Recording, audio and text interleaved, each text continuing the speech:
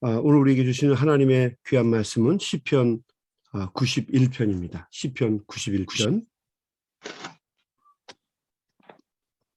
한 절씩 돌아가면서 교독하도록 하겠습니다. 시편 91편.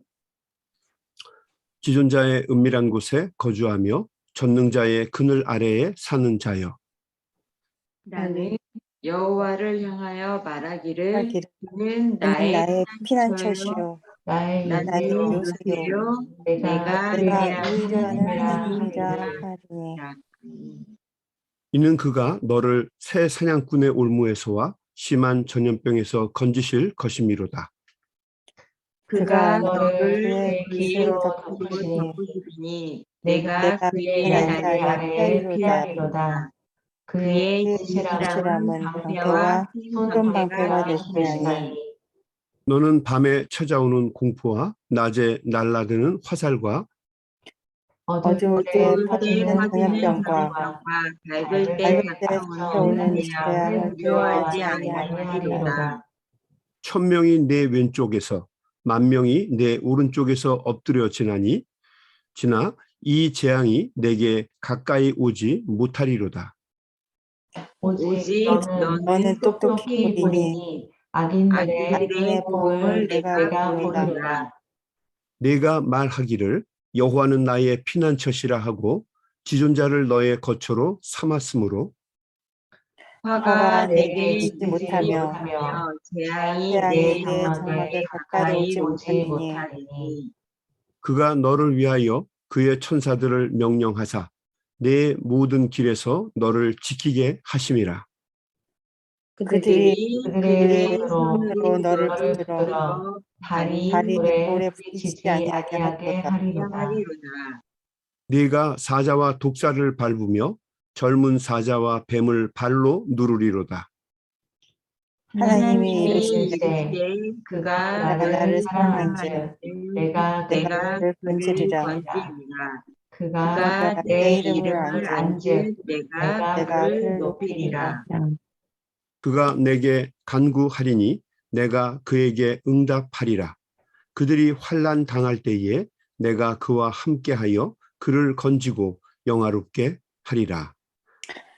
내가 그를 장수하게 함으로 그를 만족하게 하며 나의 구원을 그에게 이리라 하시도다. 아멘. 아멘. 네, 감사합니다. 우리가 그동안 시편을 읽으면서 계속 느끼는 것이지만 이 세상에는 알 수 없는, 또 설명할 수 없는 고난과 아픔의 연속입니다. 오늘 우리가 사는 이 시대만 그런 것이 아니라 성경이 기록될 당시, 그리고 성경이 편집이 돼서 만들어질 그 당시에도, 그 옛날에도 살던 사람들이 모두 우리와 똑같은 고난과 아픔을 경험하면서 인생을 살았습니다. 별의별 일들이 다 일어났습니다. 어떤 때는 이것도 하나님의 뜻인가 하는 생각이 들 정도로 별의별 회개망측한 일들이 끊임없이 일어났습니다. 요즘에도 그렇죠. 제가 아는 여자분 중에 한 분의 이야기인데 이런 일이 있었어요. 나이가 22살이었는데 참 예쁘고 성실한 자매입니다. 뒤늦게 미국의 뉴욕으로 온 가족이 이민을 왔습니다. 이 자매는 그때 고등학생이었습니다. 새로운 환경 속에서 분명히 방황도 많이 했고 또 갈등도 많았을 텐데 아무런 내색도 하지 않았습니다. 그냥 열심히 공부를 해서 고등학교도 잘 졸업을 하고 또 대학도 기특하게 자기 힘으로 노력을 해서 대학도 잘 갔습니다. 자기가 열심히 해야 언어와 또 문화적인 갭 때문에 고생을 하고 있는 부모님 그리고 두 남동생이 갈등하지 않고 잘 살 수 있을 것이라고 생각을 했습니다. 그래서 힘든 내색하지 않고 열심히 노력을 했던 참 착하고 순한 딸이었습니다. 믿음도 참 좋았다고 그래요. 대학을 졸업해서 이제 막 그 디자인 회사에 다니면서 열심히 일을 하던 자매입니다. 집에서는 언제나 영어로 가정을 대변하는 대변인 역할도 했고 또 돈도 적지 않게 벌어오고 모든 일을 다 잘하는 실질적인 가정의 가장 역할을 하던 자매였습니다. 그런데 백주대낮에 맨하튼 거리를 걸어가다가 맞은편에서 오고 있던 백인 남자 아이들 3명 중에 한 아이가 갑자기 이유도 없이 주먹으로 이 조그맣고 여린 자매의 머리를 강타하는 바람에 이 자매가 그 자리에서 쓰러졌어요. 의식을 잃고 기절을 했습니다. 금방 깨어날 줄 알았는데 결국 깨어나지 못하고 하나님 나라로 가고 말았습니다. 그때는 아이가 뭐 이제 한 3살 정도 됐겠죠. 나중에 이 백인 청년들을 붙잡았습니다. 그래서 살해 동기가 뭐냐라고 경찰들이 물었어요. 그랬더니 참 황당한 대답이었어요. 셧다운 놀이였다는 겁니다. 셧다운 놀이. 요즘엔 좀 괜찮아졌는데 그 당시에는 셧다운 놀이라는 거예요. 그냥 지나가는 사람을 그냥 갑자기 때려서 그냥 기절시키는 게 놀이였다는 겁니다. 여러분, 이게 놀이가 될 수 있겠습니까? 범죄죠, 범죄. 이게 어떻게 놀이가 되겠어요? 그러니까 이 시대를 반영하는 사람들의 모습을 볼 수가 있는 거죠. 지나가는 사람을 갑자기 때려서 기절을 시키는 놀이라는 겁니다. 뇌가 망가지거나 죽지 않겠습니까? 이 별의별 기상천외한 일들이 끊임없이 일어나는 세상, 이 세상을 우리가 살고 있습니다. 그러니까 언제 어디서 어떻게 또 어떤 놀이가 만들어져서 이런 일들이 일어날지 우리는 아무도 예측할 수 없는 시대를 살아가고 있습니다. 많은 분들이 얘기하는 거지만 내일 무슨 일이 일어날지 모르기 때문에 오늘 순간순간을 잘 살아야 된다, 이런 이야기를 굉장히 많이 합니다.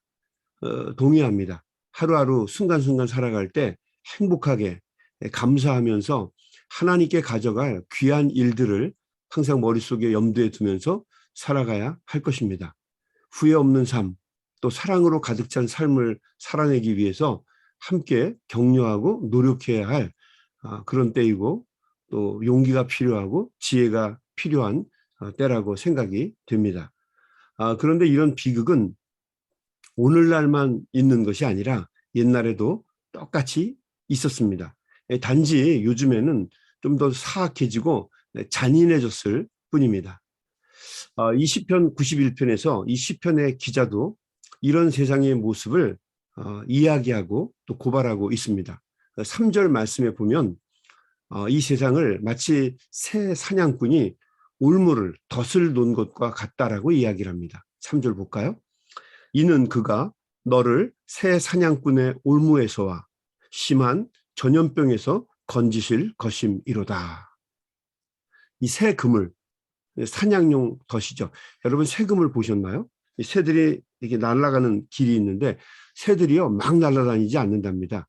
자기들이 다니는 길이 있대요. 길목이 있답니다. 우리는 그냥 날개 달렸으니까 아무데나 다 다닐 것 같은데 새들도, 얘네들도 양반인가 봐요. 자기들이 다니는 길이 있다는 거예요. 거기다가 어떻게 그걸 알았는지 사냥꾼들이 그 새 그물을 쳐놓는다는 거죠. 그러면 새들이 거기에 다 보이지 않으니까 다 걸린다는 거예요. 목이나 다리나 이런 게 끼게 되면 못 나오고 거기서 죽게 되는 거죠.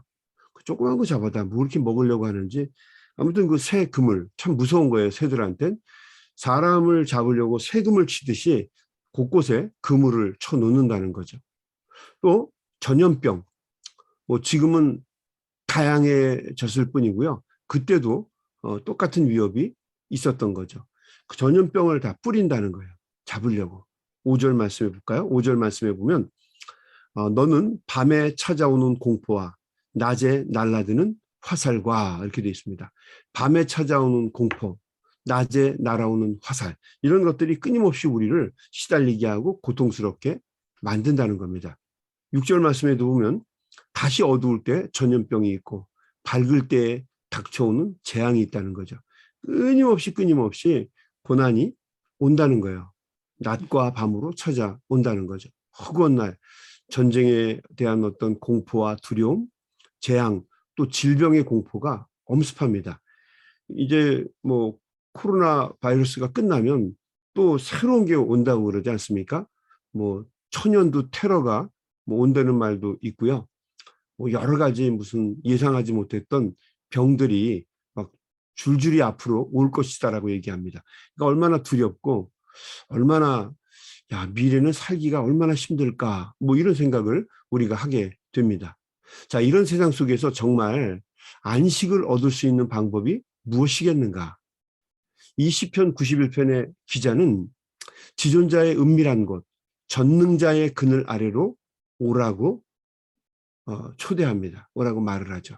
우리 1절 말씀을 보겠습니다. 지존자의 은밀한 곳에 거주하며 전능자의 그늘 아래에 사는 자여.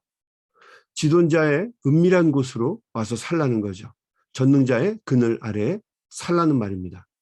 그러니까 지존자와 전능자의 그늘 아래 피하라. 그러니까 지존하신 분 하나님이죠. 하나님께 피하는 자에게는 우리 주님께서 피난처와 요새가 되어 주신다라고 하는 말입니다. 2절 말씀.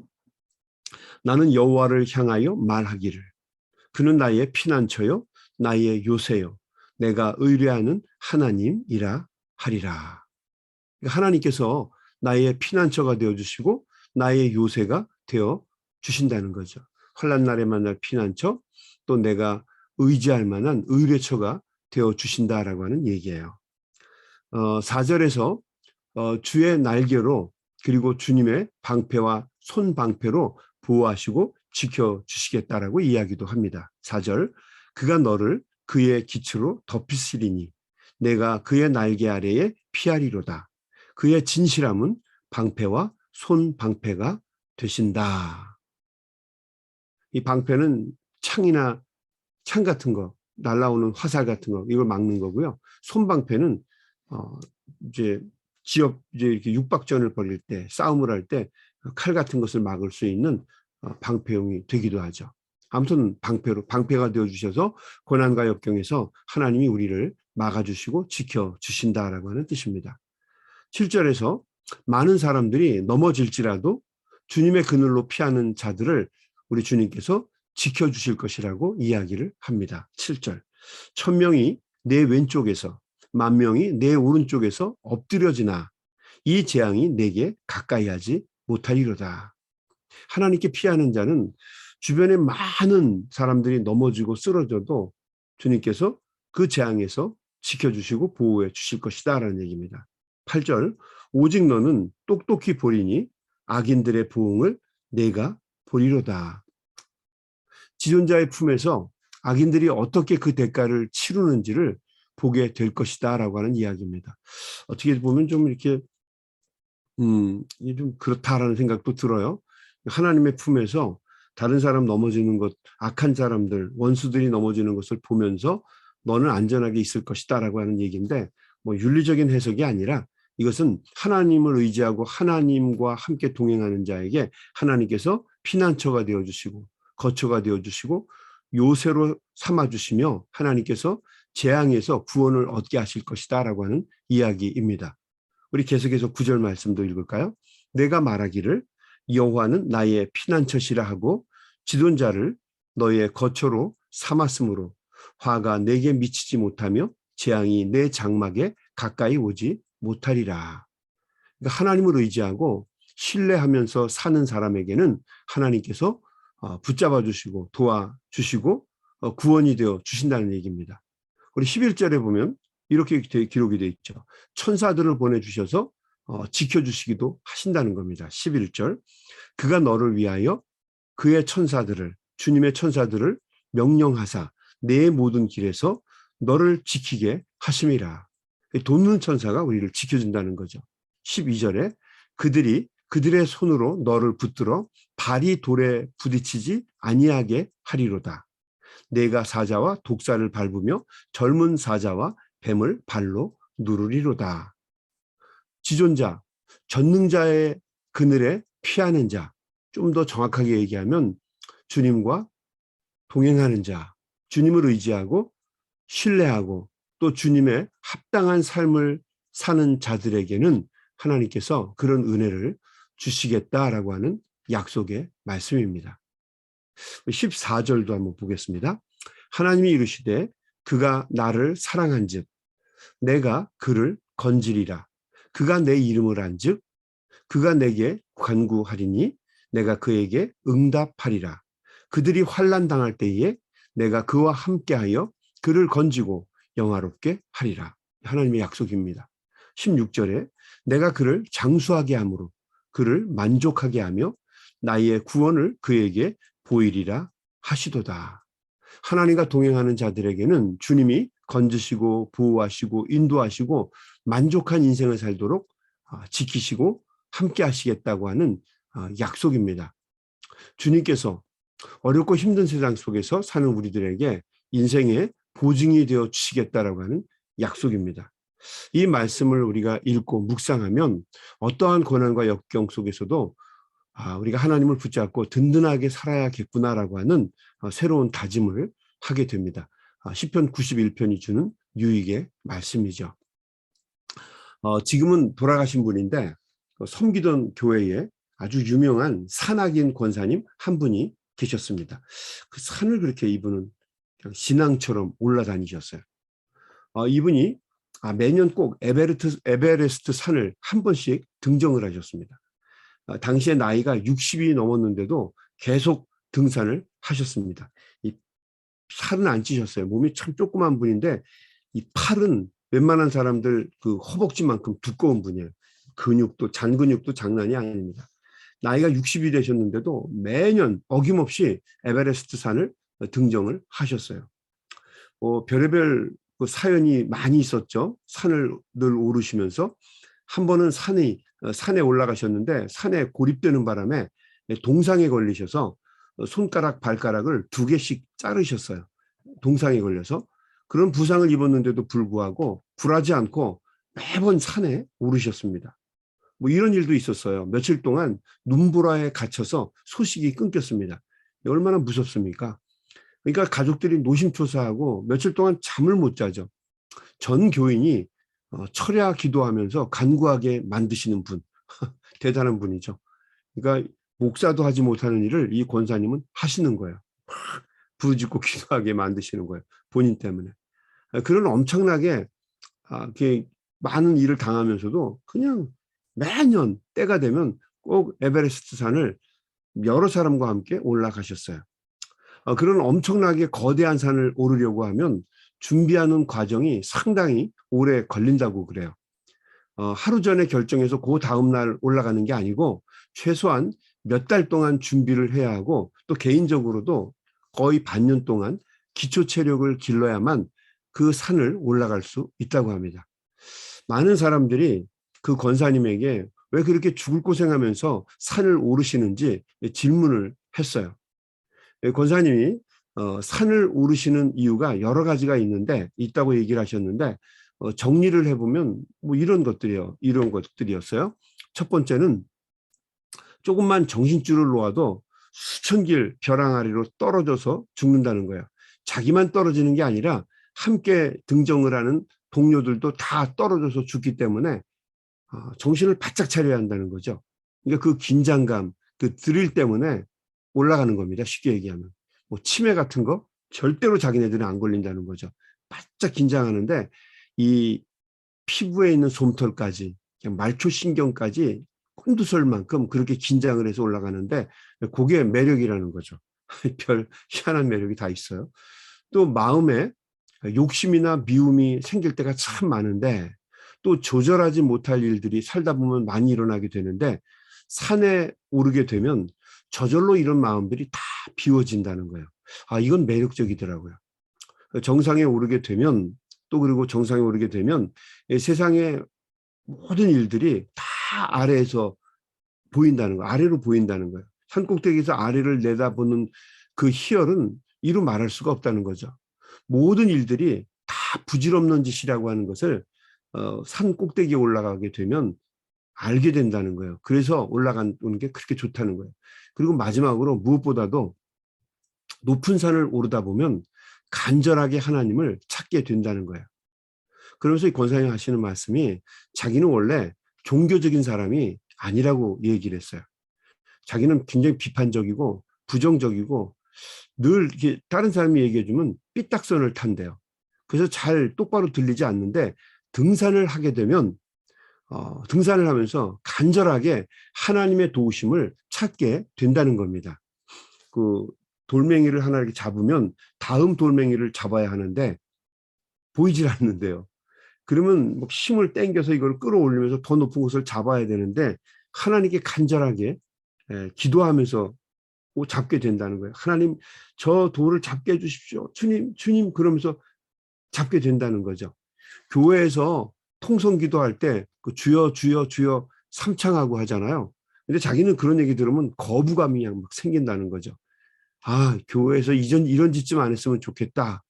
뭐 이런 얘기를 하더라고요. 그런데 그 순간에는요, 그 돌멩이를 잡아야 되는 순간에는 주여 주여 주여 삼창이 아니라 주여 주여 주여 이 300창이라도 한다는 거죠. 아주 자연스럽게 너무도 쉽게 된다는 거예요. 등산할 때는 정말 하나님이 자기의 손을 꽉 잡아서 이렇게 끌어올려 주는 듯한 느낌을 너무너무 많이 갖게 된다는 거예요. 그래서 자기는 등산을 한다는 거예요. 뭐 이렇게 얘기하면은 더 이상 할 말이 없잖아요. 그래서 권사님 이렇게 늘 등산을 이렇게 하시다가 결국 나중에 이제 연세가 드셔서, 아니 잘못된 게 아니고요. 연세가 이제 드셔서 뭐 살아계시면 지금 뭐 100살이 넘으시겠죠. 이제는 어쩔 수 없이 이제 하나님의 나라에 가셨을 겁니다. 이 시편 91편의 말씀처럼 하나님을 의지하고 또 하나님과 동행하는 사람들은 주님의 구원의 은혜를 덧입게 됩니다.